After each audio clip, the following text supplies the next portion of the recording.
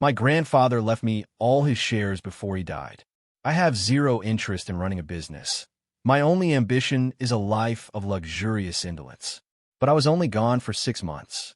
When I came back, I found a family had expanded. My father brought home a woman he claimed was the daughter of his long-lost love, now his goddaughter. My mother, never to be outdone, brought home 2 of her bastard sons. That's my parents for you. The twisted product of a merger marriage.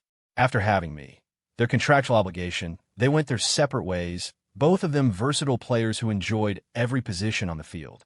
I never cared what they did. My grandfather raised me. I have no feelings for them. But this was a blatant cash grab. And for that, they shouldn't be surprised when I decide to show my teeth. My parents' marriage was a business deal. Having me was just another line item in the contract. Once that was checked off, they went back to their own lives, both of them equal opportunity connoisseurs of infidelity. That's why my grandfather, the man who actually raised me, bypassed his unreliable son and left all his shares in the company to me. I don't care about business. After making it clear to the board who was in charge, I handed the reins of the corporation to my management team. Then I took off. For 6 months, I traveled. Now I was home. The moment I stepped through the door, I saw the housekeeper's nervous expression, the way she wanted to say something but couldn't. Right? I didn't even have to ask. Mom and Dad were at it again. I heard voices from the dining room and headed that way, finding 5 people seated around a massive mahogany table. 2 of them, of course, were my parents. My father, Robert, has the look of a distinguished gentleman, but underneath it all, he's a sleaze. My mother, Catherine, looks like a high society matriarch, but she's just as dirty. Sitting next to my father was a girl in her early 20s with a face of pure innocence. I didn't need an introduction. She was the spitting image of his dead, one that got away. Next to my mother were 2 guys, also in their early 20s. Good-looking, both of them, and they met my gaze with undisguised provocation. These must be Mom's outside projects. Julian, you're back? My mother said, a little too brightly. Quick, come sit down. Dinner's ready. She even got up to pull out a chair for me, a gesture so fake it was almost impressive. My father snorted. You're gone for half a year, and you can't even bother to greet anyone when you walk in? What happened to the manners your grandfather taught you? Did you eat them for lunch? Whatever manners he taught me. I shat them out, I said, slumping into the chair. Looks like you were hungry. A maid immediately appeared with a silver bowl of warm water for me to wash my hands. Real classy, talking to your uncle like that, one of the newcomers said. This one was Mason, my mother's oldest bastard. His brother, Noah, sneered. I heard you've got issues. A real born bad case. Figures you'd come home and start slinging crap at your own dad. I just smiled, ignoring them, my eyes landing on the daughter of my father's old flame. Maybe my stare was too intense because the girl, Ilera Vance, I remembered her name, looked down, a flicker of fear in her eyes. My father slammed his hand on the table. You have some goddamn nerve. I suddenly grinned. Dad, you're absolutely sure Ilera isn't your daughter, right? Of course not. She's Susan's daughter. After your Aunt Susan passed, there was no one to look after her, so I brought her here. He watched me with suspicion, as if he expected me to devour her whole. You know, Dad, I said thoughtfully, losing Aunt Susan was probably the biggest regret of your life. But I don't think one generation's regrets should carry over to the next. Ilera seems nice enough. Why don't I just marry her? The words hung in the air. My father's face went from red to a pasty white. Ilera's eyes filled with tears, her perfect little world crumbling. Bang! Mason slammed his bowl on the table. He shot to his feet, pointing a finger at me. Julian Caldwell, you son of a bitch, are you trying to die? Do you have any idea how long I've been trying to get with Ilera? Fantastic. This family was already a train wreck, and now it was a multi-car pileup. My mother's bastard son was in love with my father's dead girlfriend's daughter. And who the hell was this Mason kid to point his finger at me? I ignored him and looked at my mother. You can get your dog on a leash. Julian, look. My mother forced a placating smile. Mason really did start pursuing Ilera first. Just don't make a mess, okay? For my sake, can you do this for me? Mom, you don't have to beg him. Noah stood up now, too. We weren't here before. That's the only reason he got to throw his weight around. Now that we're back, he'd better learn to kneel. Mason seized the momentum. Forget about Alara. And while you're at it, you can call the office and arrange positions for us. I'll take a general manager spot. My brother can be vice president. I raised an eyebrow at that, a slow smile spreading across my face. Sure, I said. I'll take care of it. If this was just family drama, I couldn't be bothered. But a play for the corporation, that was a direct attack on my money. Before my grandfather died, he held my hand and told me to never, ever let go of the company. If I did, my heartless parents wouldn't think twice about leaving me to rot. To use a cliché from some trashy novel, they were treading on sacred ground. Fine. If they wanted war, they'd get one. I'm going to my room to rest, I announced, dropping my napkin. I could feel the collective sigh of relief from my parents. Their stress levels dropped by half. But just as I turned to leave, Mason's voice cut through the air. Did I say you could leave? I turned back slowly. Is there something else? Julian, you're a loose cannon. Everyone knows you're unstable. You think you can run a corporation? He sneered. You can't. We can. We got the skills. Just sign the shares over to us. I looked at my mother. Did you teach him that? Julian, just give me a break here, she said, her smile now a pained grimace. You're making things very difficult for me. I see. I gave him an inch, and now they thought they owned the place. I smiled and nodded, placing my hands flat on the edge of the heavy mahogany table. If it's difficult, I said softly, then let's just end it. With a roar, I flipped the table. An entire feast of roasted chicken, potatoes, gravy, and wine went flying, splattering across their designer clothes. Screams erupted. The only person who remained calm was the housekeeper. She'd seen this before. Everyone says I'm a psychopath. It's a rumor my grandfather encouraged me to cultivate.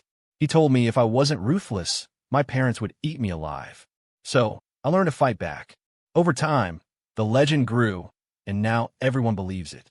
While they were still in shock, I held out my hand.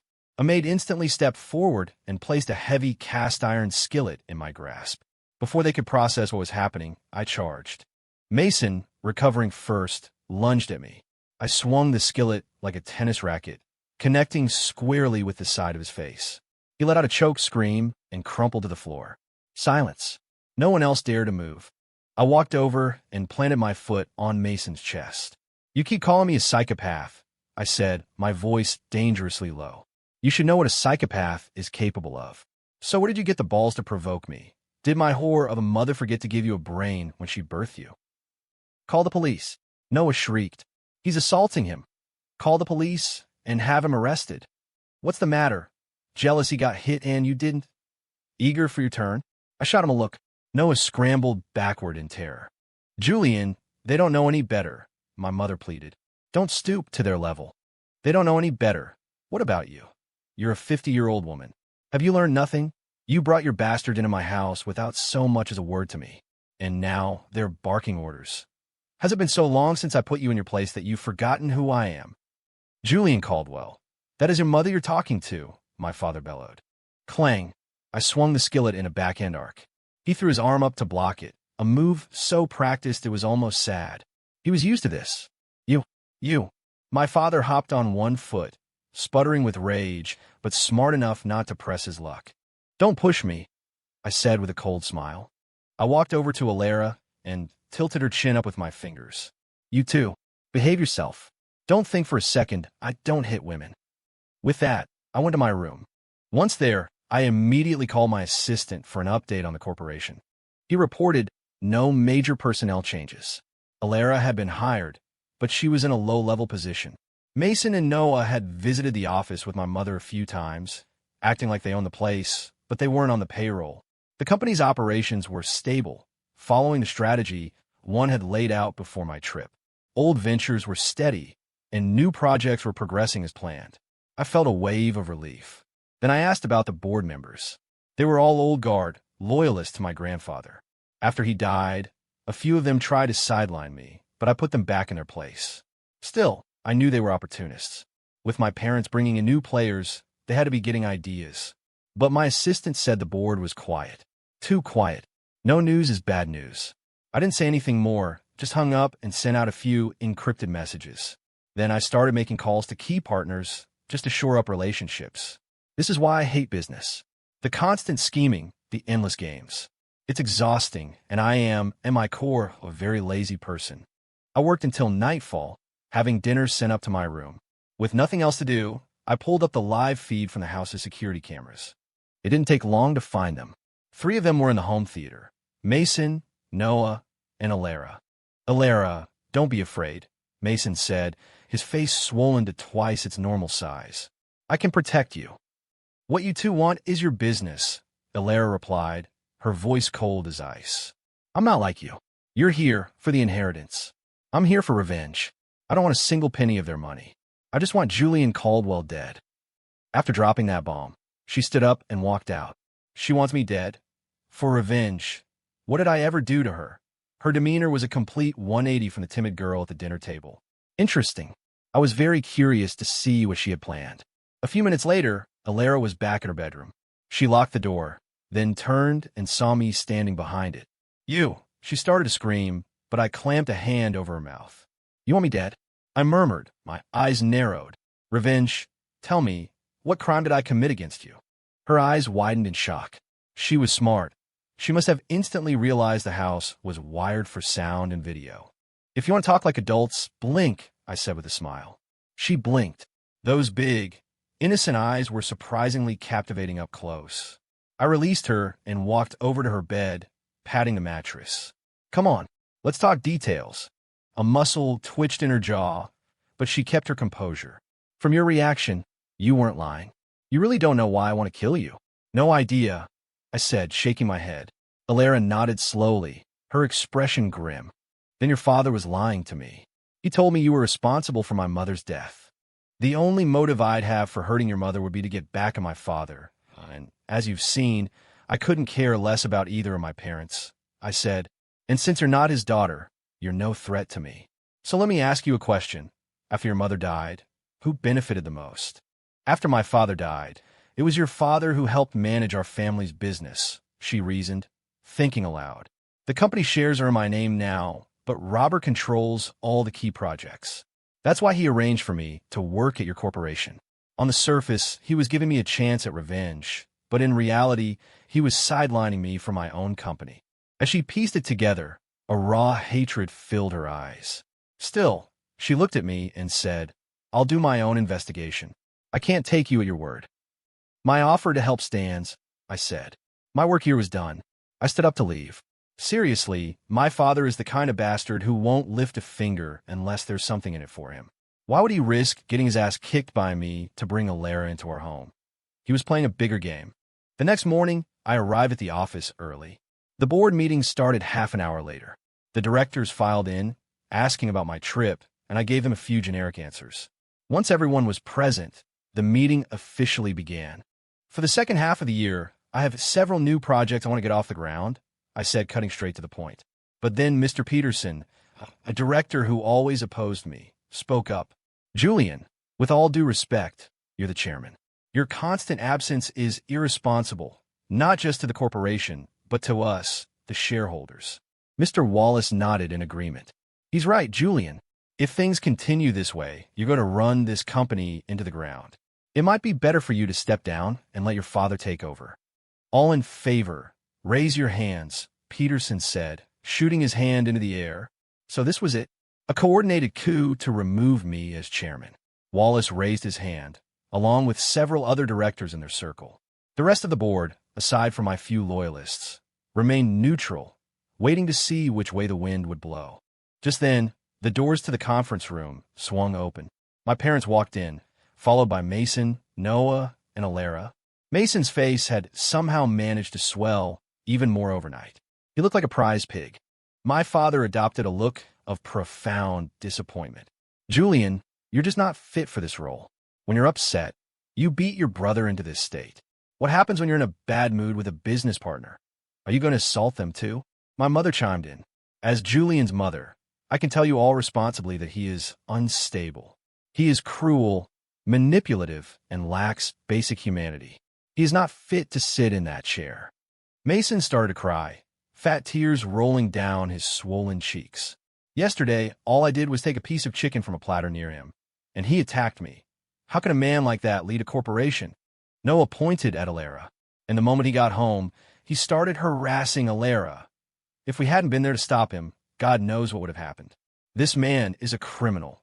He has no business running anything. All eyes turned to Alara. It felt like her word would be the final nail in my coffin. He was just joking around with me, Alara said, stunning everyone in the room. She walked over to me, stood behind my chair, and placed a hand on my shoulder. Actually, I kind of like him. He's tall and handsome. She leaned down and whispered, "You should probably touch my hand right now if you want this to look real." I casually reached up and gave her hand a squeeze. We looked like a real couple. She was a smart woman. By helping me, she was helping herself. My father stared in disbelief. "Alara, what do you think you're doing? Falling in love?" She replied with a dazzling smile. Her simple act made their entire performance look ridiculous.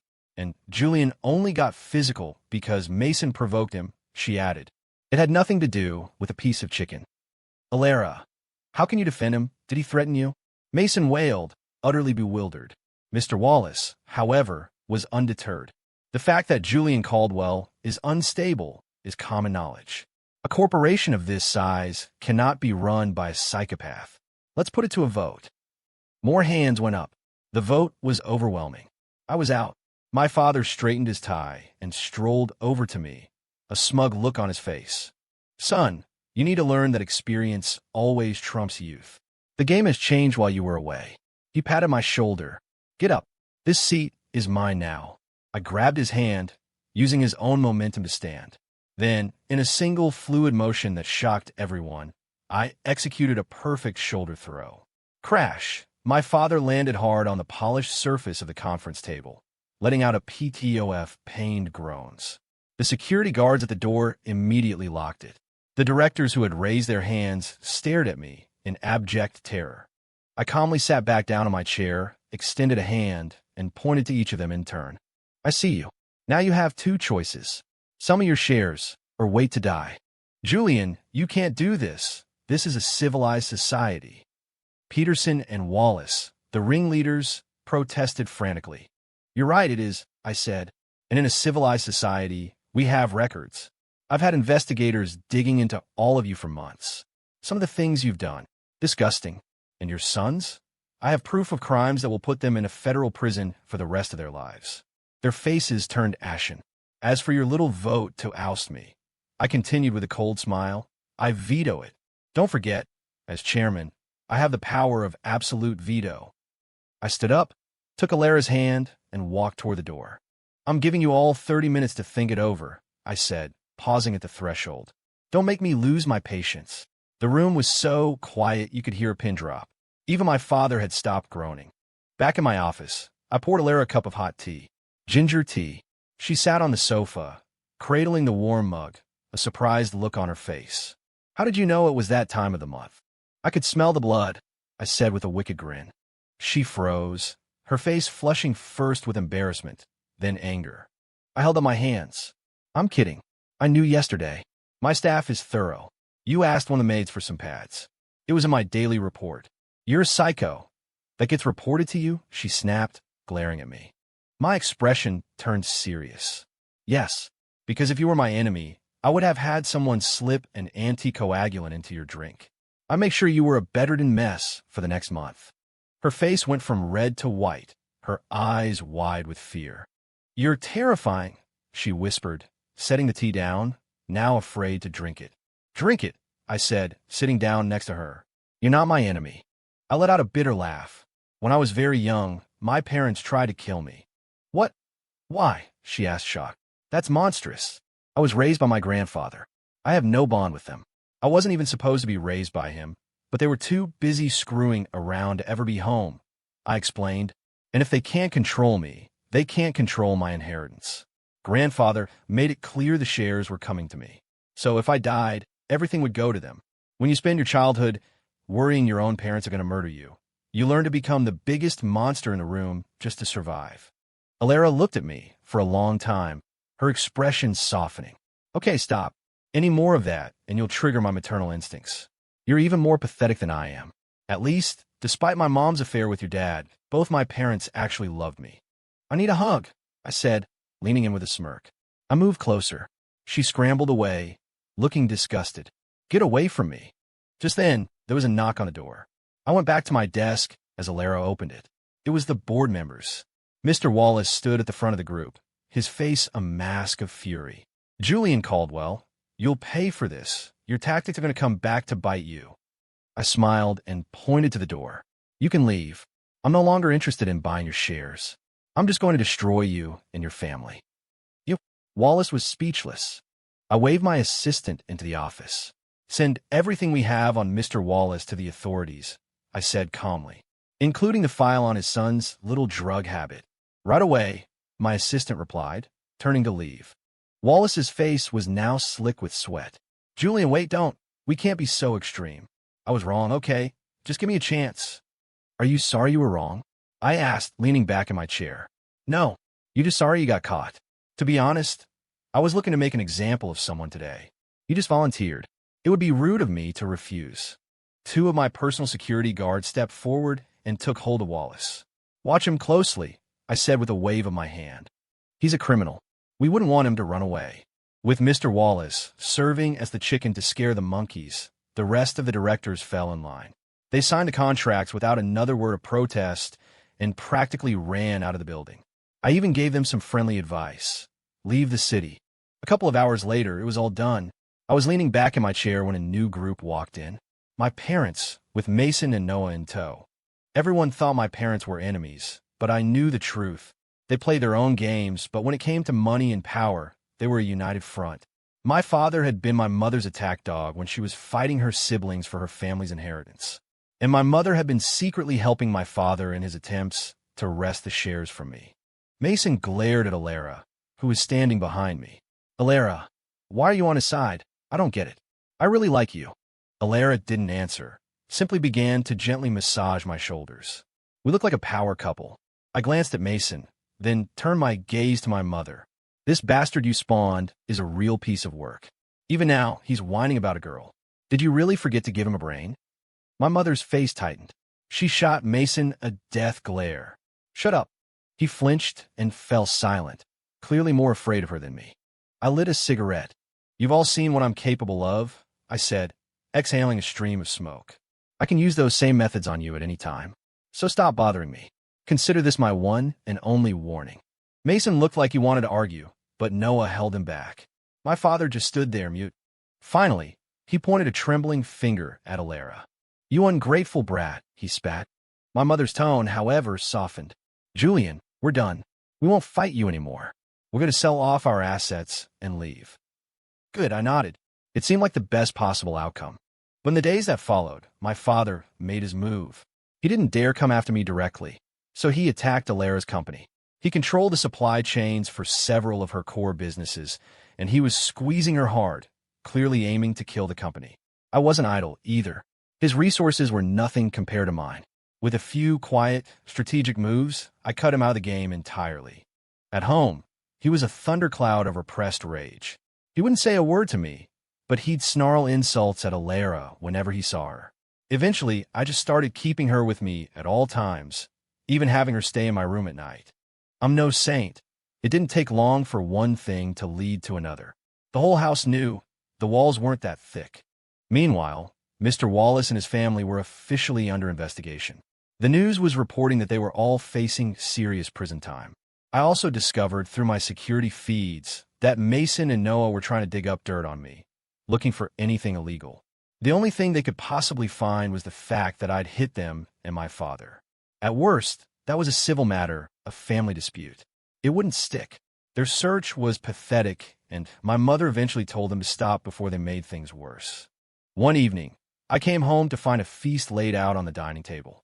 My mother announced that they were leaving the next day, and this was a farewell dinner.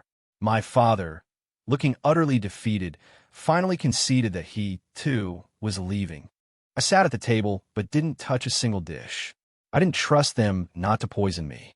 Alara, thinking ahead, had brought a separate meal prepared just for me, which I ate while they watched. But as I was eating, I noticed my parents, along with Mason and Noah, were all looking at me with faint, knowing smiles. A cold dread washed over me. I immediately turned to Alara, my eyes demanding an explanation. She leaned back in her chair, a chilling smile on her face. Julian Caldwell, you killed my mother. Did you really think I didn't know? Did you think I could ever fall for a psychopath like you? I got close to you for one reason, to get my revenge. Before I could finish, the world went black. When I woke up, I was in a hospital bed.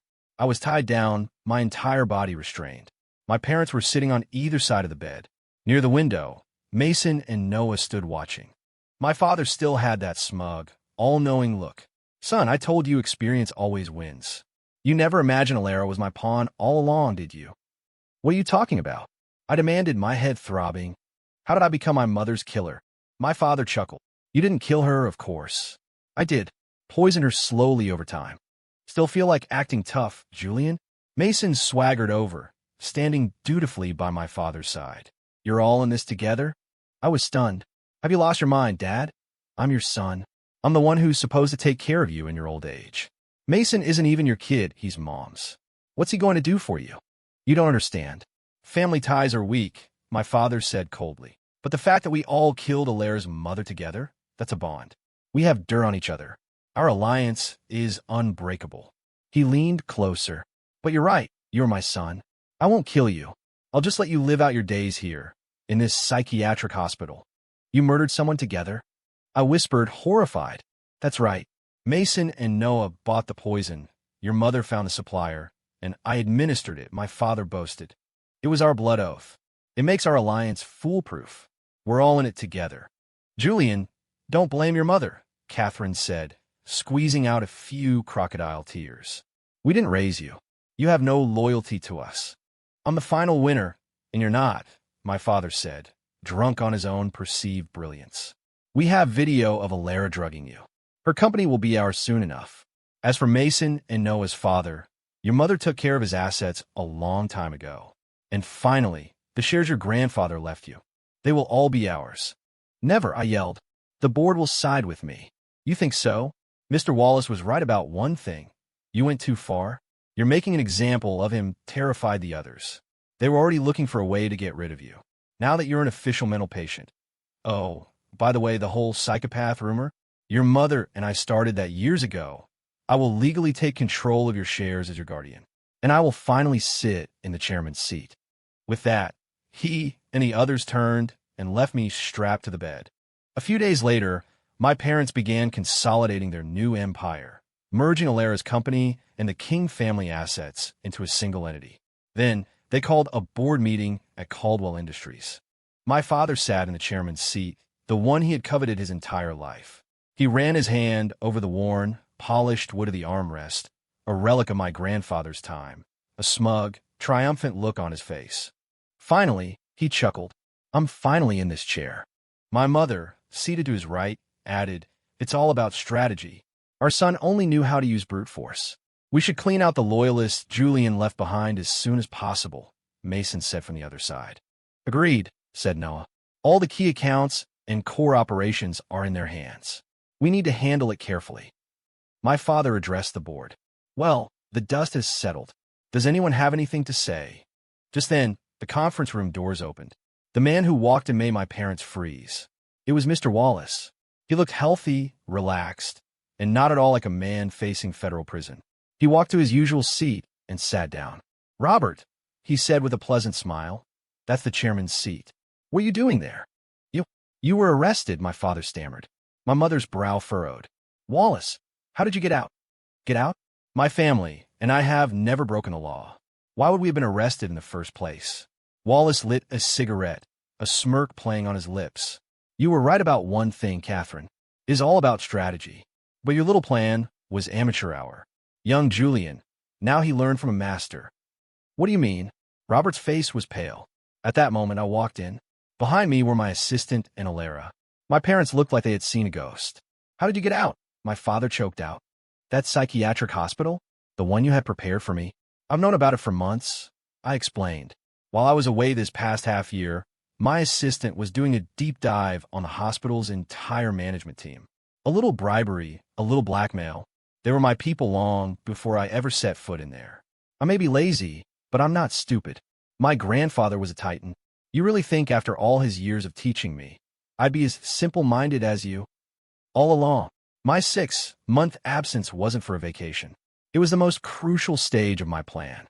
Two of my security guards stepped forward, lifted my father out of the chairman's chair, and deposited him on the floor. I sat down, and Alara took her place behind me, her hands resting on my shoulders. "I could have crushed you the day I came back," I said. But then I learned about Alara's situation, and I wanted to help her get to the truth. That's what took so long. I have to thank you for your little confession at the hospital. It gave my investigators everything they needed. We have a proof now. Their faces crumbled. "And Mr. Peterson and Mr. Wallace?" I continued. "From the day I took over, they've been my most vocal opponents. I knew someone would play that role, so why not make them my own people?" I gestured to my assistant. "Everyone, allow me to introduce Alex Wallace, Mr. Wallace's son, who was kidnapped as a child." You've been planning this for years," my father whispered, defeated. My mother was speechless. Mason and Noah looked like their brains had short-circuited. This game was leagues above their understanding. "When I was 7, you took me to an amusement park. I was nearly taken by a kidnapper. If grandfather hadn't sent bodyguards to watch me secretly, I'd have been gone," I said, my voice flat and devoid of emotion. "When I was 10, you took me out to eat. The garnish on one of the dishes was a poisonous flower. I accidentally knocked the plate off the table. When I was 13, at grandfather's birthday party, a guard dog suddenly broke loose and charged me. I dodged it and choked it to death with my bare hands. When I was 18, during my driver's test, a dump truck tried to run me off the road. I survived because I could jump from the car just in time. You've been trying to kill me my whole life. If I hadn't started planning ahead, I'd be dead." "I don't know what you're talking about," my father denied, his face a ghastly white. My mother started sobbing. "Julian, I gave birth to you. How could I ever harm you?" "Every action leaves a trace," I said calmly. "You thought you covered your tracks, but I never stopped looking. I have evidence for everything." Then I looked directly at my mother. "And what about the other son? The one you and Dad secretly had, 3 years younger than me? You might have been able to hide him from these two idiots," I said, gesturing to Mason and Noah. "But did you really think you could hide him from me?" That broke them. They started to tremble uncontrollably. "Julian, you can't hurt your brother. He's your real brother," my mother shrieked, falling to her knees. My father finally broke. "We give up. We really give up this time. Please, just leave my son alone." I let out a long, weary sigh. "Funny. I'm your son, too. Having parents was more dangerous than being an orphan." Mason and Noah's faces had twisted with rage. "Mom, you were just using us?" Mason yelled. Noah gritted his teeth. "And we helped you go against our own father for this." "See? Dogs turning on each other." Alara finally spoke. "I played my part in your little drama. Now it's time for you to face the consequences." My father's public condemnation of Alara as ungrateful had all been part of the act. He had no idea she and I had already formed an alliance in her bedroom that first night. His attacks on her company were just theater, designed to make me believe he had abandoned her as a pawn. I played along, all for the sake of getting that confession at the hospital. "Oh, and by the way," I said, a faint smile on my lips, "your other son, my little brother, he's dead. And don't worry, I didn't do it. You spoiled him so rotten he thought he could pick a fight with a cartel in Mexico. They shot him full of holes." My mother's eyes rolled back in her head, and she fainted. My father just collapsed into heaving sobs. A few minutes later, the police arrived and took them away. With the mountain of evidence I provided, they were both facing the death penalty. 3 weeks later, I got a call. My parents wanted to see me one last time. I went. They looked haggard and broken, but when they saw me, their eyes were still full of pure, undiluted hatred. "Why didn't you just die?" were the first words out of my mother's mouth. My father gnashed his teeth. "You ungrateful wolf. We gave you life, and you refused to obey us. Why couldn't you just die?" "Because someone had to be around to bury you," I replied with a smile. Inside, I felt nothing. Their attempts to murder me over the years had failed to break me. Their words certainly couldn't. I knew this wasn't about a tearful farewell. They wanted to leave me with one last psychological scar. The classic taunt. "Your own mother doesn't love you." Did I care? My grandfather loved me. That was enough. Besides, I had to be the most ruthless of them all to survive. I leaned in close to the partition glass and whispered, "Actually, your other son isn't dead." I lied. "I'm not going to kill him. I'm going to find him, and I'm going to keep him alive. I'll cut off his arms and his legs and I'll keep him in a box, and I will torture him for the rest of his miserable life. Ha ha ha ha. Yeah ha, my mother screamed, clawing at her own face. My father slammed his fist against the glass. You can't do that. You monster. Oh, I can, I said, straightening up with a grin. And I will. You're not happy about it? Come and stop me. Of course, their other son really was dead. He did it to himself. It had nothing to do with me. Later, Alara and I got married. She was always by my side, though she never got involved in the business, unless a female client was getting a little too friendly, at which point she'd shove me out of the way. Once everything was running smoothly, we handed the company over to our trusted team and left. We became absentee owners, traveling the world, finally free.